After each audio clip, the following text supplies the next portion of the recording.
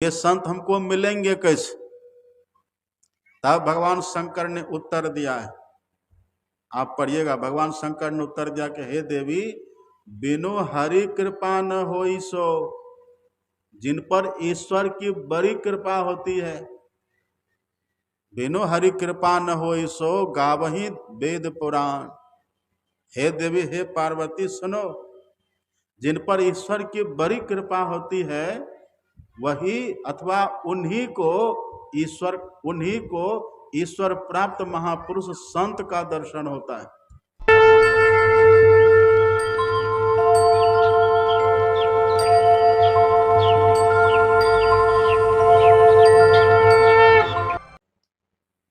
सबको दर्शन नहीं होता। जिन पर ईश्वर कृपा करते हैं कि ये हमारा दर्शन करे, ये हमसे मिले, तो ईश्वर ही कृपा करके उस व्यक्ति को संत से मिला देते हैं, उनसे मिला देते, उनका दर्शन करा देते हैं। ये भगवान शंकर कहते हैं, जब द्रवही दीन दयाल राघव साधु संगति पाइए, अजही दरस परस समागम आदि पाप राशि नसइये। तो यहाँ तो रामचरितमानस में भगवान शंकर कहते हैं, और आप पढ़िएगा, आप पढ़िए योग शिखोपनिषद। योग शिखोपनिषद में ब्रह्मा जी ने भगवान शंकर से पूछा कि भगवान कृपा करके कहिए ईश्वर का दर्शन कैसे होगा? तो भगवान शंकर ने कहा कि हे ब्रह्मा, जब तक संसार समुद्र को पार नहीं करोगे तब तक ईश्वर का दर्शन नहीं होगा। ईश्वर का दर्शन करना चाहते हो ना, तो संसार समुद्र को पार करना होगा। और संसार समुद्र कैसे पार करेंगे?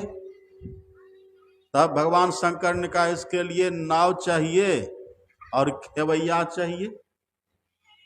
यदि कोई समुद्र को पार करना चाहे तो समुद्र को पार करने के लिए नाव चाहिए और खेवैया चाहिए। ये नाव और खेवैया जिनके पास हो, भगवान शंकर कहते वही भवसागर को पार करेंगे, और जो भवसागर को पार करेंगे वही परमात्मा का दर्शन करेंगे। अब देखिए, ब्रह्मा जी ने फिर पूछा कि भगवान वो नाव कौन सी है जिस नाव में हम बैठ करके भवसागर को पार करेंगे? वो नाव कौन सी है? और उस नाव के मल्लाह कौन है, खेवैया कौन है? आप ये कृपा करके बतलाइए।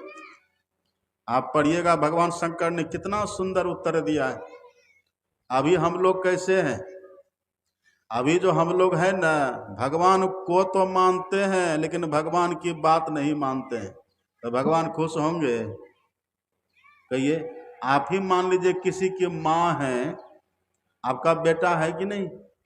यदि आपका बेटा आपकी बात नहीं माने तो आप खुश रहिएगा? आपका बेटा अड़ोसी पड़ोसी में सबके पास कहते फिरे कि मैं माँ को बहुत मानता हूँ, आपका बेटा सब जगह शोर मचाते फिरे कि मैं मेरी माँ को बहुत मानता हूँ, लेकिन आप कहिए यदि वही बेटा आपकी बात नहीं माने तो आप खुश होइएगा? नहीं खुश होइएगा। या कोई पिताजी है, कोई लड़का बोले कि हम तो पिताजी को बहुत मानते हैं, हम तो पिताजी के भक्त हैं, हम पिताजी को बहुत मानते हैं, लेकिन पिताजी की बात नहीं मानते, तो पिताजी खुश होंगे? या पिताजी जो कहे सो नहीं मानते तो पिताजी खुश होंगे? नहीं खुश होंगे। भले बेटा कैसा भी हो, भले बेटा डॉक्टर क्यों न रहे, प्रोफेसर क्यों न रहे, इंजीनियर क्यों न रहे, भले वो बेटा एमएलए एमपी क्यों न रहे, भले वो बेटा मुख्यमंत्री प्रधानमंत्री क्यों न रहे, लेकिन यदि वो अपने पिता के प्रतिकूल चलता है, पिता की बात नहीं मानता है, तो पिता उसको मानेगा?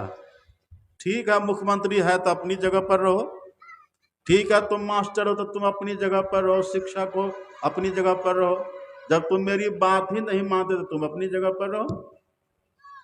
लेकिन कैसा भी बेटा हो, पढ़ा लिखा हो या अनपढ़ हो, भले वो नौकरी चाकरी नहीं भी कर रहा हो, उसके पास भले कुछ नहीं भी हो, लेकिन कहिए यदि वो पुत्र पिता की बात माने तो पिता को प्रिय होगा कि नहीं? होगा ना। ये बात भगवान शंकर की आप पढ़िएगा रामचरितमानस में, भगवान शंकर ही कहते हैं, भगवान शंकर कहते हैं कि एक वो पुत्र है जो अपने पिता की बात को सदैव मानता है। एक पितु भगत, देखिए भगवान शंकर का वचन, भगवान शंकर कहते पार्वती जी के, हे देवी एक पुत्र ऐसा है, एक पितु भगत वचन मन कर्मा।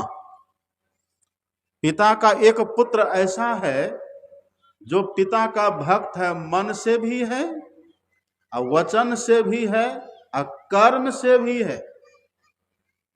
सपने हो जान न दूसर धर्मा, पिताजी को मानते हैं, पिताजी की सेवा मन से करते हैं, पिताजी की सेवा तन से करते हैं, पिताजी की सेवा वाणी से करते हैं।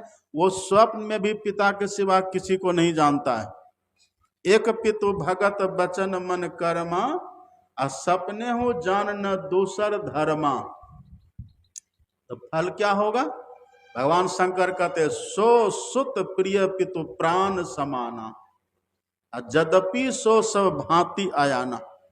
ऐसा यदि कोई बेटा है ना, भले वो अज्ञानी ही क्यों न हो, वो भले ही पद दलित ही क्यों न हो, भले वो पद भ्रष्ट ही क्यों न हो, भले वो गरीब ही क्यों न हो, भले वो निर्धन ही क्यों न हो, भले वो दरिद्र ही क्यों न हो, सो सब भांति आयाना, वो सब भांति से अज्ञानी, सब तरह से अज्ञानी हो, सब तरह से दिनहीन हो, लेकिन जो पुत्र पिता की सब बात को मानता है ना, तो भगवान शंकर कहते हैं सो सुत प्रिय पितु प्राण समाना। वो पुत्र पिता को प्राण की तरह प्यारा है। सुन रहे सब मेरी बात? देखिए बूढ़ी माता कैसे सो रही है,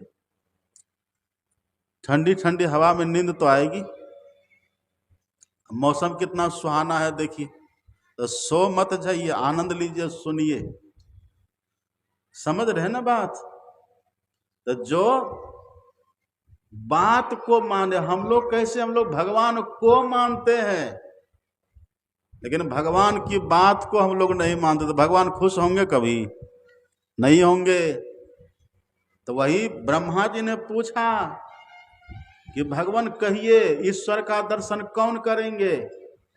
शंकर भगवान ने कहा जो भवसागर से पार जाएंगे।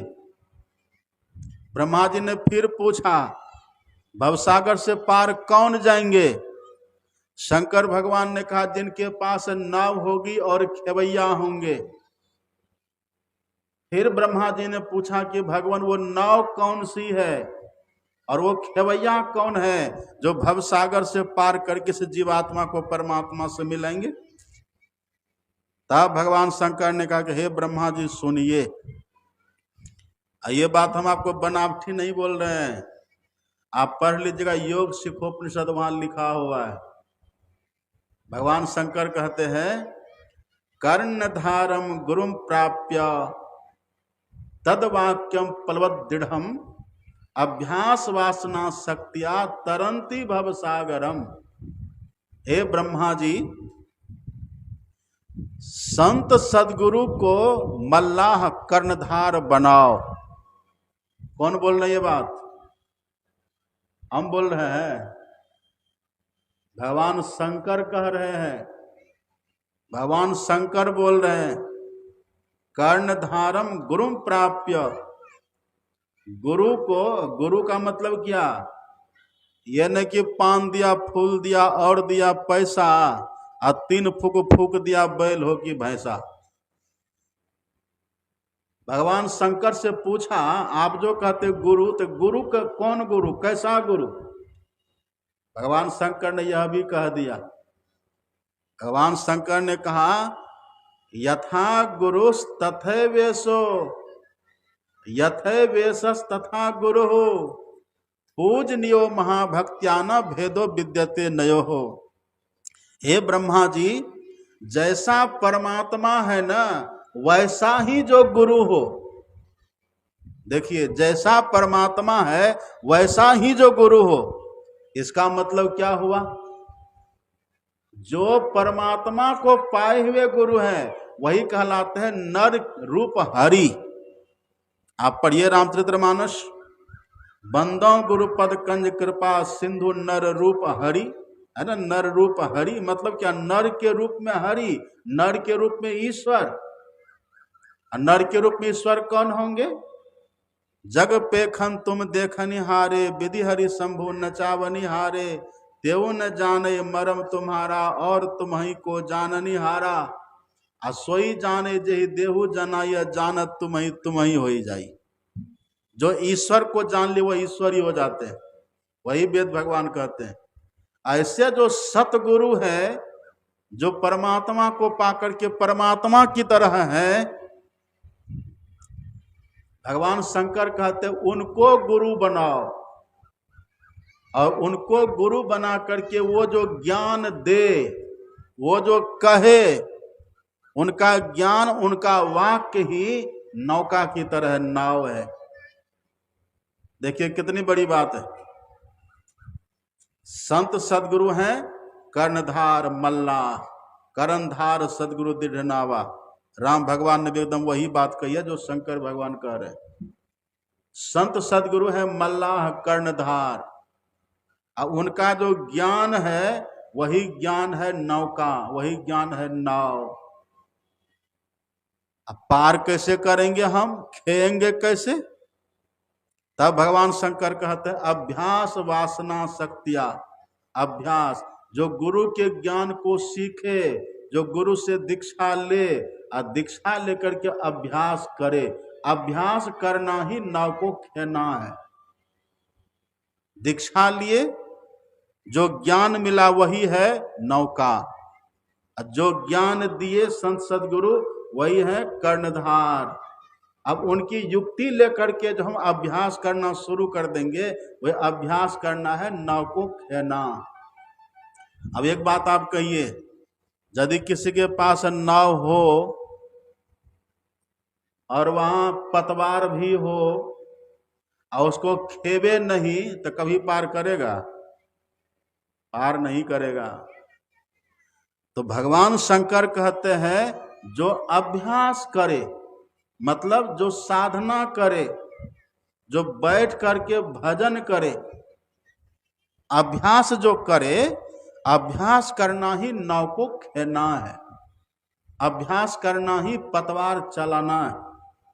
इतना काम यदि कोई करे, तब भगवान शंकर कहते हैं वो भवसागर को पार करके अब परमात्मा को पा लेंगे। ऐसे संत सदगुरु यदि किन्हीं के पास हो तब, तो यही वेद भगवान कहते हैं, यही है बुद्धि योग। मतलब जिन्होंने पहले ईश्वर को पा लिया, उनका संग करना, ये सत्संग जो करते हैं वही ईश्वर को पाएंगे। तो जिन्होंने ईश्वर को देख लिया, एक बात आप देखिए, अब कभी भी ये मत समझ लीजिए कि जो बेस में रहे न वही संत है। यदि बेस वाले को ही केवल संत मान लीजिएगा तो फिर धोखा में पड़ जाइएगा। आप उसका ज्ञान देखिए, उसका विवेक देखिए, उसके भजन का बल देखिए, ये सब देख करके तब कहिए, नहीं तो संत भेष से होत नहीं, और नहीं कथे बहु ज्ञान। बहुत ज्ञान देने से भी, बोलने से भी कोई संत नहीं हो जाते। और नहीं मठ के अधिपति बने, और नहीं किए तीर्थ स्नान। हम बहुत बड़ा आश्रम बना करके आश्रम में रह रहे हैं, हम संत हो गए, ऐसा मत समझिएगा, ये मत मानिए। या खूब बढ़िया हम भेष बना लिए, हम संत बन गए, ऐसा मत समझिएगा। आप पढ़िए ना रामचरितमानस में, काल ने भी खूब बढ़िया भेष बना लिया था, अब खूब बढ़िया आश्रम में भी रहता था, लेकिन संत थे वो राक्षस था। गिरवा कपड़ा था, बाल दाढ़ी बढ़ा हुआ था, रुद्राक्ष की माला भी गले में थी और खंजरी लेकर के वो राम नाम का संकीर्तन भी कर रहा था। खूब बड़ा भव्य आश्रम भी बना करके रखा हुआ था। पढ़िएगा, उसी रास्ते से हनुमान जी चले जा रहे थे संजीवनी बूटी लाने के लिए। लक्ष्मण जी को बाण लगा था ना लंका में शक्तिबान मेघनाद का, तो वो संजीवनी बूटी लाने के लिए चले जा रहे थे। काल ने भी जान बुझ करके हनुमान जी के मार्ग में साधु बन करके बैठ गया था कि वो आएगा तो उसको हम विघ्न करेंगे और सूर्योदय के पहले वापिस नहीं जाने देंगे ताकि लक्ष्मण जिए नहीं। देखिए साधु का वेश है, आश्रम बना करके बैठा हुआ, लेकिन भावना कितनी गलत है, भावना कितनी कुत्सित है, भावना कितनी देखिए बिगड़ी हुई है कि लक्ष्मण मर जाए, लक्ष्मण मरे, यही इसका उद्देश्य है। साधु किसी को मारना नहीं चाहते, साधु किसी को मारते नहीं, साधु तो जिलाते। साधु का हृदय तो मक्खन की तरह कोमल होता है। अब देखिए मक्खन कैसा होता है, अब मक्खन को जरा सा उंगली से छू दीजिएगा, मक्खन तुरंत पिघल जाता है। पिघलता है कि ना, मक्खन को उंगली से छूइए, उंगली की गर्मी को भी मक्खन सहन नहीं करता, इतना कोमल होता है मक्खन। वही तुलसीदास जी कहते हैं, संत हृदय नवनीत समाना, कहा कभी न पे कहा ही न जाना, निज परिताप द्रवई नवनीता, पर दुख द्रवही संत सुपुनीता। मक्खन को देखिए कितना कोमल होता है, अपने में गर्मी लगने से मक्खन पिघल जाता है। लेकिन संत महात्मा को आप कितना भी दुख दे दीजिए, कष्ट दे दीजिए, वो अपने दुख से कभी दुखी नहीं होते, वो क्षमा कर देते, वो माफ कर देते। अब देखिए ना, ईसा मसीह को देखिएगा, उनको क्रॉस पर लटका दिया, उनके रग रग में कील ठोक दिया, लेकिन जब रग रग में कील ठोक रहा था ना दुष्ट दुश्मन उनका, तो वो रो नहीं रहे थे, वो ईश्वर से प्रार्थना कर रहे थे, oh my God forgive them for they don't know what they do. हे मेरे पिता, इसको माफ कर दीजिएगा, ये नहीं जानता है कि मैं क्या कर रहा हूं। ये कितने दयालु होते हैं संत। अपने सदगुरु महाराज जी की जीवनी आप पढ़िए। गए थे इसी बिहार में किसी जिला में गए थे सत्संग करने के लिए, बड़ी यश कीर्ति फैल रही थी सदगुरु महाराज जी की, लेकिन विरोधियों को, दुश्मनों को रहा नहीं गया, इनकी यश कीर्ति से जलन होने लगी। तो कहा एक काम करो, इसको जला करके मार दो, खत्म करो इसको, न रहेगा बांस न बाजेगी बांसुरी। सदगुरु महाराज जी गए थे सत्संग में, अब फूस की झोपड़ी बनाए तो उसी में सदगुरु महाराज जी ठहरे हुए थे। रात्रि के समय जब सब सो गए तब वो दुष्ट लोग गए वहां झोपड़ी के पास, सोचे घास फूस की झोपड़ी है, आग लगा देंगे, झोपड़ी जलेगी, अब भीतर में वो भी जल करके खत्म हो जाएंगे। देखिए ये को कैसे सो रही है, धकल दीजिए जोर से, गिर जाएगी। सोने के लिए आए हैं, क्या कह रहे थे हम? कल लगा दो आग झोपड़ी में, झोपड़ी जलेगी, इसके भीतर वो भी जल जाएंगे। लेकिन आप जानते हैं ना, संत तो पूरे संसार की रक्षा करते हैं। आग लगी आकाश में, चूची परे संसार अंगार, संत न होते जगत में जल मरता संसार। जो संत अंगार की वर्षा से पूरे संसार को बचा रहे हैं, वो संत को ये अग्नि जला देंगे? सदगुरु महाराज जी भीतर में हैं और दुष्टों ने बाहर से आग लगा दी, झोपड़ी धू धू करके जलने लगी, सोचे इसी में जल करके मर जाएंगे वो। लेकिन सदगुरु महाराज जी कभी सोते थे? संत कभी सोते नहीं है, संत और भगवंत कभी नहीं सोते हैं। एक बात आप एकदम गांठ बांध लीजिए, न तो भगवान कभी सोते हैं, न तो संत कभी सोते हैं। सोते हैं हम लोग, सोता है जीवात्मा, मोह निशा सब सोवनी हारा। ये जीव सोता है, संत और भगवंत कभी नहीं सोते। आग जैसे लगी झोपड़ी धू धू करके जलने लगी, सदगुरु महाराज जी जगे। वहां तो दिव्य योग बल था, बस एक कोना को पकड़े ऐसे, अब फाड़ दिए, फाड़ करके निकले बाहर। जैसे सदगुरु महाराज जी बाहर निकले तो तलवार लेकर के आया था सब दुष्ट लोग, यदि कहीं जलने से बच जाएंगे इसी तलवार से कत्ल कर देंगे। जैसे सतगुरु महाराज जी कोंटा फाड़ करके बाहर निकले, उठाया तलवार। अब जैसे उठाया तलवार, उठा तो दिया लेकिन तलवार को गिराना चाहता है, उसका हाथ ऊपर में अटक गया, गिर ही नहीं रहा है। देखिए कैसे होते हैं संत। अब बाद में जब संत सदगुरु महाराज जी की जीवनी लिखी जाने लगी ना, तो लिखने वालों ने कहा कि सरकार उस घटना का जिक्र कर देते हैं। कहा नहीं नहीं, जिक्र मत करना, न तो गांव का नाम देना, और जो किया था ना सबका पता तो चल ही जाता है ना, न तो किसी व्यक्ति का नाम देना, न तो किसी गांव का नाम देना। बोले क्यों? कहा यदि उस गांव में कोई भक्त भविष्य में होंगे ना, कोई संत, अब वे जब जानेंगे कि मेरे गांव वाले ने किसी संत को जलाने का प्रयास किया था, उनको बड़ा कष्ट होगा। देखिए भविष्य में भी किसी को कष्ट न हो, कितनी दूर तक की सोच है संत की, देख लीजिए।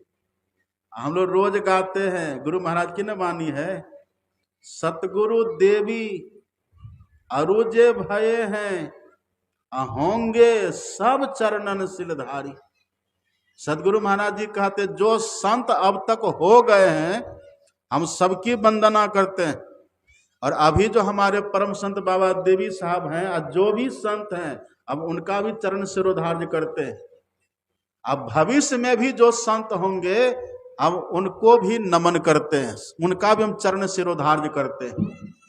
देखिए कैसी सोच है, कैसा चिंतन है, संत के प्रति कितनी आदर की भावना है सदगुरु महाराज जी के भीतर। इनको कहते हैं संत। जो है वो बदनाम न हो, इसीलिए तो कहते हैं साधु चरित्र सुसरिस कपासु, और निरस विशद गुण में फल चासु। जो सही दुख पर छिद्र दुरावा, बंदनीय जही जग जसु पावा। ऐसे संत की वंदना होती है दुनिया में, जो कष्ट सह करके भी दूसरे के दुर्गुण को, दूसरे के छिद्र को छुपा देते हैं, दूसरे के अवगुण को ढक देते हैं। ये होते संत, कितने कृपालु होते हैं संत। मारना तो दूर की बात है, अपमानित करना तो दूर की बात है, संत किसी का कष्ट भी नहीं सह सकते। संत कितने दयालु होते हैं। इसलिए कहा संत हृदय नवनीत समाना, कहा कबिन पे कहा ही न जाना।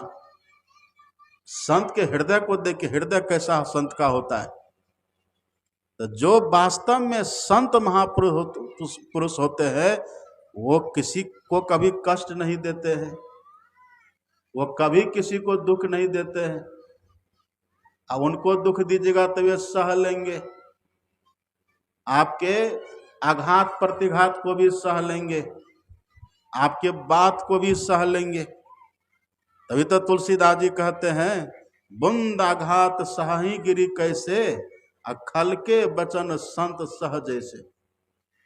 जैसे दुष्टों के वचन को संत महापुरुष सह लेते हैं, कैसे सहते हैं? तो जैसे वर्षा के बूंदों को पहाड़ सह लेता है। वर्षा की बूंद कितनी भी गिरे धरती पर, पहाड़ पर, तो पहाड़ को कुछ बिगड़ता है?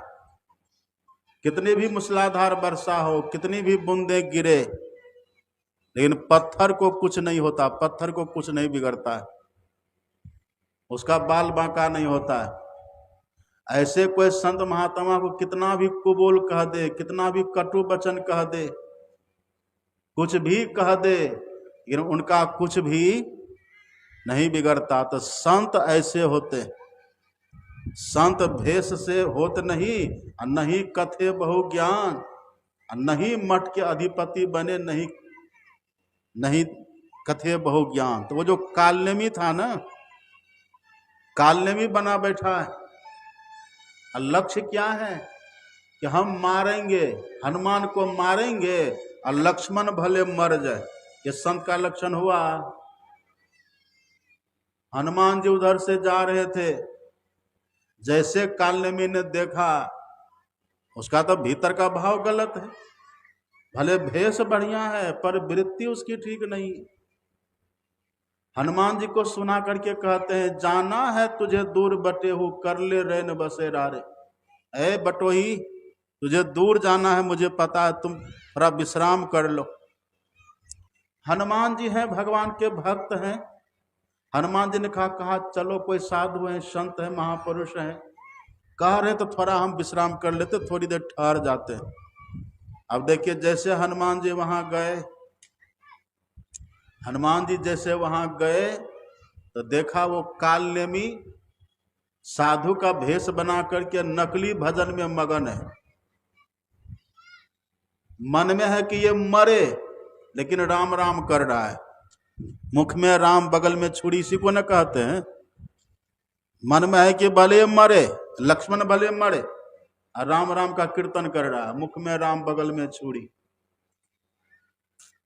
तब हनुमान जी जैसे उनके पास गए, प्रणाम किए। कालनेमी कहता है कि मैं जानता हूं कि तुम हनुमान हो, और हे हनुमान, मैं ये भी जानता हूं कि लंका में राम रावण का युद्ध चल रहा है, और वहां पर मेघनाथ का शक्ति बाण लगा है लक्ष्मण को, और सुसैन वैद्य ने तुमको संजीवनी लाने के लिए भेजा है, मुझे सब पता है। अब देखिए, अब हनुमान जी के मन में होता है, करे ये तो त्रिकालदर्शी लग रहे हैं, घटना कहाँ लंका में घटी है, लक्ष्मण वहां मूर्छित है, ये यहाँ हिमालय में इतनी दूर में इस सब बात को कैसे जान रहे हैं। हनुमान जी को बड़ा रोमांच हुआ। हनुमान जी कहते, चलो आज हम इन्हीं से दीक्षा ले लेते, आज हम इन्हीं को गुरु भी बना लेते हैं। ऐसा संत फिर क्या पता मिले कि नहीं मिले। देखिए, संत की पहचान कितना कठिन है। हम ये नहीं समझ लें कि सब भेष में संत ही होते हैं, सब भाषण देने वाले संत ही होते हैं, ऐसा नहीं समझना चाहिए। अब हनुमान जी भी देखिए भटक गए। हनुमान जी कहते, जो इतने त्रिकालज्ञ हैं, ये सब कुछ जानने वाले हैं, ये तो असली संत हैं, आज हम इन्हीं से दीक्षा ले लेते हैं। हनुमान जी ने कहा कि हमको दीक्षा बतला दीजिए।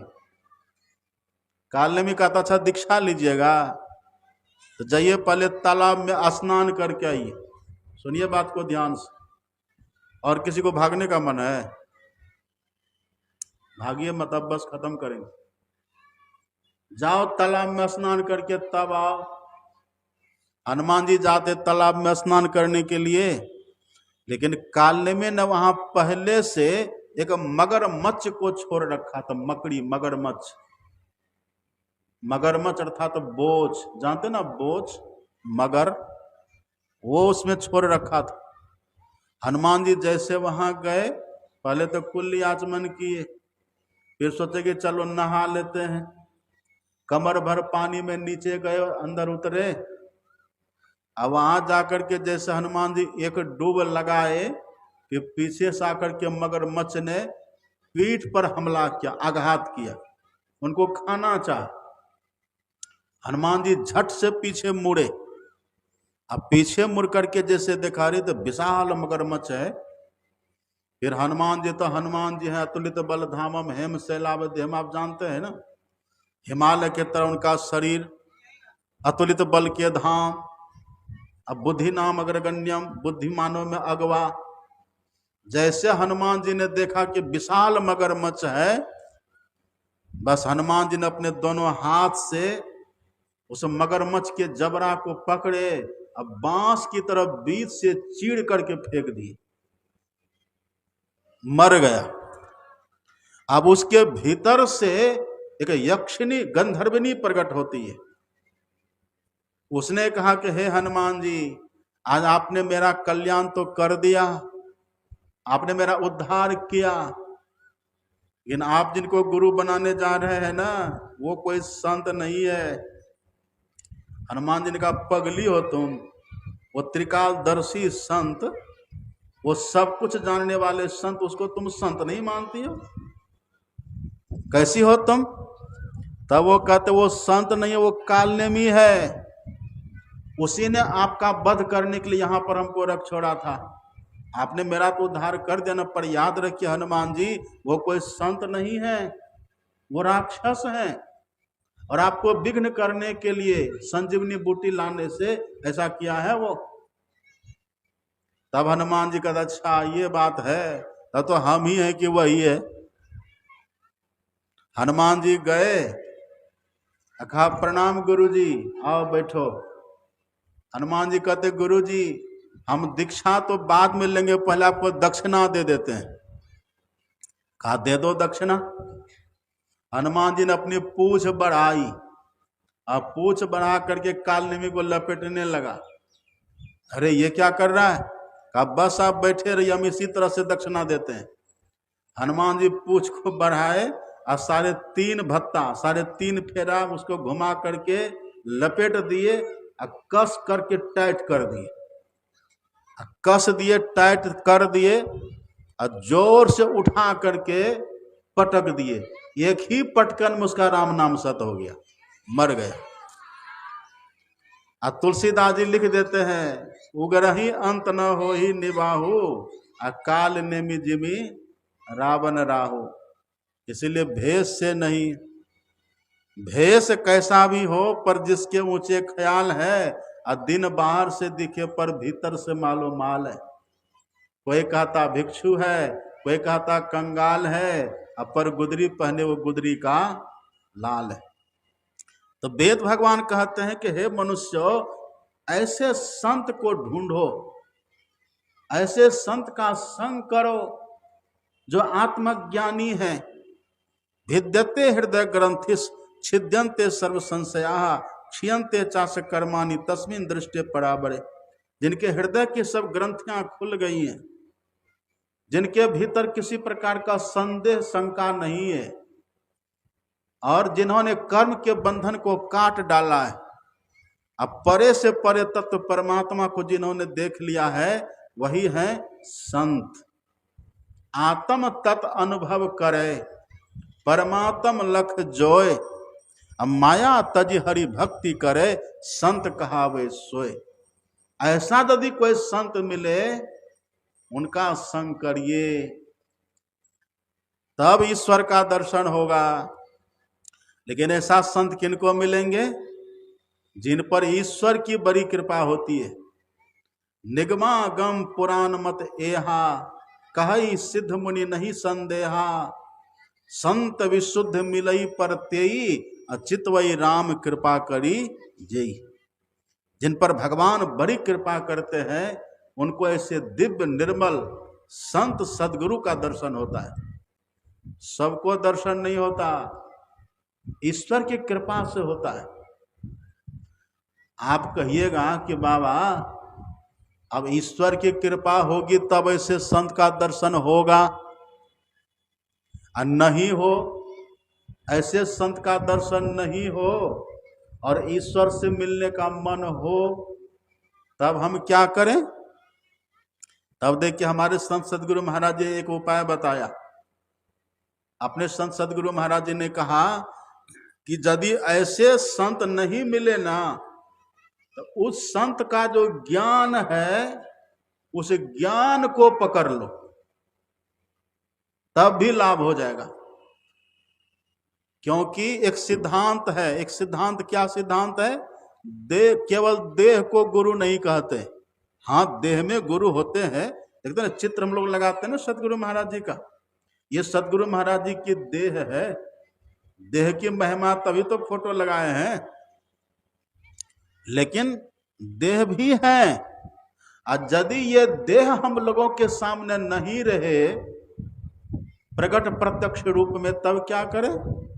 तो संत महापुरुषों का जो ज्ञान है, संतों भगवंतों का जो ज्ञान है, अपने सदगुरु महाराज जी कहते उनके ज्ञान को पकड़ लीजिए, उनके ज्ञान को धारण करिए, उनके ज्ञान को सुनिए, उनके ज्ञान का स्वाध्याय करिए, उनके ज्ञान का श्रवण करिए, उनके ज्ञान का मनन करिए, उनके ज्ञान को अपने जीवन में उतार लीजिए, तब भी कल्याण हो जाएगा। ऐसा क्यों? आप पढ़िए, अपने सदगुरु महाराज ने लिख दिया है पदावली में, संतों का ज्ञान कैसा होता है। सदगुरु महाराज जी कहते बातें हैं अनमोल, अब मोल नहीं एक एक की। संतों का जो ज्ञान होता है वो अनमोल होता है, संतों की बातें अनमोल होती हैं। और कैसा होता है? वचन अमीय दे ध्यान, श्रवण करी चित्त में धरना। संतों का जो वचन, उनका जो ज्ञान होता है अम्य अर्थात अमृत की तरह होता है। अमृत क्यों कहते हैं? संतों के ज्ञान को अमृत क्यों कहते हैं? क्योंकि संतों के ज्ञान को सुनने से, समझने से, उसका आदर करने से अमर स्वरूप जो परमात्मा है उनका दर्शन होता है। इसलिए संतों के ज्ञान को अमृत कहते हैं। संत वचन वह सुधा, देव भी जिसके सदा भिखारी। संतों का वचन वह अमृत होता है जिसके लिए देवता भी भिखारी रहते हैं। अब संतों के ज्ञान के लिए देवता भिखारी रहते हैं, ऐसे सबको देखिए भाग रहे हैं। समझे ज्ञान को? समझते तो भागते बीच में उठ उठ करके,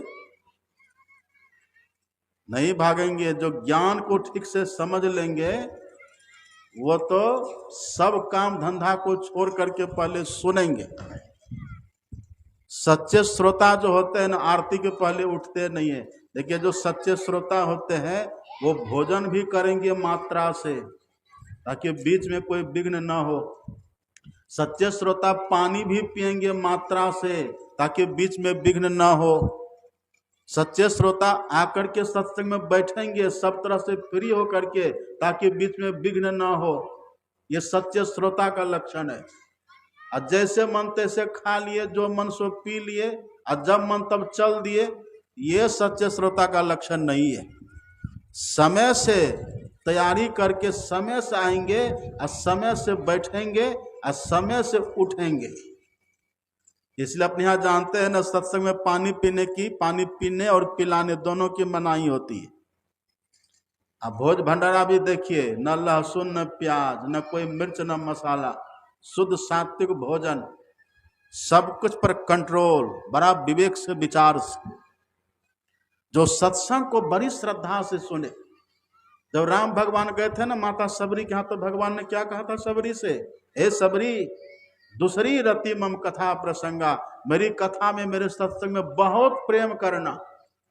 कितना प्रेम करना? अपने सदगुरु महाराज जी की वाणी पढ़िएगा, कितना प्रेम करना। तो सदगुरु महाराज जी कहते सत्संग मेरी श्वास है, सत्संग मेरी श्वास। अब आप कहिए, श्वास लिए बिना रहिएगा? आप भोजन के बिना रह सकते हैं, अन्न के बिना रह सकते हैं, जल के बिना रह सकते हैं, मकान के बिना आप रह सकते हैं, लेकिन कोई श्वास के बिना रहिएगा? नहीं रह सकते। जैसे श्वास के बिना हम नहीं रह सकते हैं ना, ऐसे सत्संग के बिना किसी को नहीं रहना चाहिए। हमारे सदगुरु महाराज जी कहते थे, जिसका मन सत्संग में जाने से बहाना बनावे, कतरावे, तो समझ लीजिए उसका पाप प्रबल हो रहा है। और जिसके मन में छटपटी लगी हो कि कब जाए कब जाए कब जाए, तो समझिए उसके भीतर पुण्य प्रबल हो रहा है। हमको हमारे स्वामी कृपानंद बाबा ने पूछा कब आइएगा, कल इन्होंने पूछा कब आइएगा, तो मन में था कि जल्दी पहुंचे, मन में था कि जल्दी सवेरे पहुंच जाएंगे। लेकिन जब इन्होंने कहा कब पहुंचेगा, कब आइएगा, तो हमने कह दिया 8 बजे। क्या कहते? जब पूछ रहे तो कहे 8 बजे, हम कह दिए 8 बजे। और जैसे कुप्पा घाट से हम चले तो सवेरे वहां से निकले। अब सवेरे जब वहां से निकले तो हम धतपत करते चले आ रहे हैं कि जाके सरप्राइज देना कि देखिए हम पहले आ गए, आपके कहने से पहले आ गए। लेकिन मुंह से जो बोल दिए थे ना कि 8 बजे आएंगे, तो गुरु महाराज जी ने कहा तुम बोलते हो कुछ और करते हो कुछ, पहले काहे पहुंचेगा? रास्ते बदल दिए सतगुरु महाराज। आना था को इधर और चले गए डुमरी घाट। और डुमरी घाट पर जब गए तभी तो डुमरी घाट आ गए। तब फिर वहां से लौटे 15 किलोमीटर आगे चले गए, समझिए। तब फिर वहां से लौटे, घड़ी हम देख रहे थे, अब कोई बस चलेगा हमारा वहां? घड़ी हम देख रहे थे। जैसे यहाँ पहुंचे कार से उतरे और देखे घड़ी तो पक्का 8 बज रहा था। कितनी कृपा होती है सदगुरु महाराज जी के, आपके मुंह से झूठ न निकले उसकी भी परवाह सदगुरु महाराज को रहती है। कितनी वो रक्षा करते हैं। ये सत्संग उनका अंग है। देही सत्संग निज अंग श्रीरंग भव भंग कारण शरण शोकहारी। ये सत्संग क्या है? सदगुरु महाराज जी का अंग है। अंग मतलब ये हाथ है। जैसे आप देखते हैं ना, कोई छोटे छोटे बच्चे हों, वो बच्चे यदि माँ का हाथ पकड़ करके रहे तो आग में कभी गिरेगा बच्चा? कोई छोटा बच्चा वो माँ का हाथ पकड़ करके रहे तो सांप के पास हो जाएगा, सांप को पकड़ेगा, वो सांप उसको डसेगा कभी? माँ बचाती है। इसी तरह से सत्संग ही जिनका जीवन हो गया। मैं तो आन परी चोरन के नगर सत्संग बिना जिये तरस से, जिनके भीतर सत्संग के लिए तरस है, तड़प है, एक बेचैनी है कि कब हमको सत्संग मिले, ऐसा भाव लेकर के तब जो सत्संग करे, नित्य प्रति सत्संग कर ले प्यारा तेरा कार। सरे सारा का मतलब क्या हुआ? सरे सारा का मतलब क्या हुआ? जो काम धंधा छोड़ करके आप सत्संग कर रहे हैं ना, यदि ठीक से आप काम करेंगे तो इस सत्संग के करने से वो सब काम आपका हो जाएगा। और यदि नहीं होगा तो काम आपका बिगड़ेगा नहीं। इसलिए भगवान शंकर कहते हैं, संत समागम सम न लाभ कछु आन। सत्संग से हानि कभी हो ही नहीं सकती है। तो पहला जो प्रश्न है, ईश्वर को हम क्यों पाएं, क्यों दर्शन करें? इसीलिए हमको जन्म मृत्यु से छूटना है, इसीलिए हमको 84 लाख योनियों से बचना है, पहला। और दूसरा, ईश्वर से हम कैसे मिलेंगे? तो जिन्होंने ईश्वर का जिन्होंने दर्शन पहले किया है, जो ईश्वर से पहले मिले हैं, जब उनसे हम मिलेंगे तब ईश्वर का दर्शन होगा। अब तीसरी बात, यदि वो संत हमको नहीं मिले तो उन संतों के ज्ञान को धारण कर लीजिए। उनका जो ज्ञान है ना, ज्ञान अमृत की तरह होता है। उनका जो ज्ञान है ना, अनमोल होता है। इसलिए सदगुरु महाराज जी कहते, बातें हैं अनमोल। अनमोल, अनमोल कहने का मतलब उसका मोल हम नहीं दे सकते, इतनी बेशकीमती होती है, इतना अनमोल, इतनी उसकी ज्यादा कीमत होती है। आप भागवत को पढ़िएगा ना, आप भागवत को पढ़िए। जब भागवत में सुखदेव जी महाराज गए थे कथा सुनाने के लिए परीक्षित को, तो उस समय वहां पर देवताओं के राजा इंद्र हाथ में अमृत का कलश लेकर के वहां आया और आकर के सुखदेव जी से कहते कि हे सुखदेव जी, जो कथा, जो सत्संग आप परीक्षित को सुनाने जा रहे हैं ना, वो कथा आप उनको नहीं सुना करके हमको सुना दीजिए, अब बदले में हम अमृत दे देते हैं। अमृत हम बदले में दे देते हैं। अमृत आप समझ रहे हैं ना, जो अमृत की क्षीर सागर का मंथन करके देवी देवता दोनों मिलकर के जो मंथन किए थे, 14 रत्न निकला था, उसमें अंतिम रत्न था वो अमृत। कितनी कीमत की होगी आप कल्पना करिए। 14 रत्न निकला था, उसी में एक लक्ष्मी माता भी है। लक्ष्मी है, सारंग धनुष है, कौस्तुभ मणि निकली थी उससे, ऐरावत हाथी निकला था उससे, कामधेनु गाय निकली थी उससे, एक अश्व निकला था उससे, ये कितना कितना निकला था।